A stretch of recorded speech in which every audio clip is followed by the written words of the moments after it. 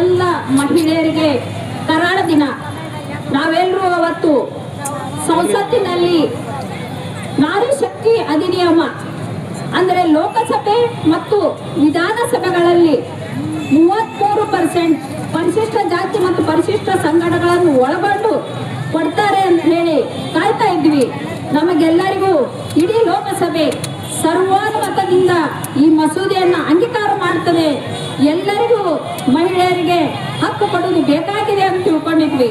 ಆದ್ರೆ ಹಂಗಾಗ್ಲಿಲ್ಲ. ಆ ಮಸೂದೆ ಲೋಕಸಭೆಯಲ್ಲಿ ಸೋಲು ಕಂಡು, ಅದು ಮಸೂದೆಯ ಸೋಲಲ್ಲ, ಪ್ರಜಾಪ್ರಭುತ್ವದ ಸೋಲು. ಯಾವ ದೇಶದಲ್ಲಿ ಸಮಾನತೆಗಾಗಿ ಸಂವಿಧಾನದಲ್ಲಿ ಡಾಕ್ಟರ್ ಅಂಬೇಡ್ಕರ್ ಅವರು ಮೊದಲನೇ ಚುನಾವಣೆಯಲ್ಲಿ ಮಹಿಳೆಯರಿಗಾಗಿ ಮತದಾನದ ಹಕ್ಕನ್ನು ಕೊಟ್ಟರು, ಅಲ್ಲಿ ಮಹಿಳಾ ಮೀಸಲಾತಿ ಸೋತದ್ದು ಬಹಳಷ್ಟ ಒಂದು ಕರುಣಾಜನಕ ಸ್ಥಿತಿ ಅಂತ ಹೇಳ್ತೀನಿ. ಅರ್ಧದಷ್ಟು ಸಂಖ್ಯೆ ಇರುವಂತ ಒಂದು ಜನಸಂಖ್ಯೆ ಒಳಗ ಅರ್ಧದಷ್ಟು ಸಂಖ್ಯೆ ಮಹಿಳೆಯರಿದ್ದಾರೆ. ಮತದಾರರಲ್ಲಿ ಕೂಡ 48% ಮಹಿಳೆಯರಿದ್ದಾರೆ.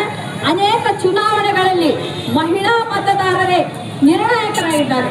ಅಂತ ಹೊತ್ತಿನೊಳಗ ಈ ಒಂದು ಮಹಿಳೆಯರಿಗೆ ಸಂವಿಧಾನಿಕ ಪ್ರಾತಿನಿಧ್ಯ ಕೊಡದೇ ಇರುವುದು ಬಹಳ ಒಂದು ಕಷ್ಟದ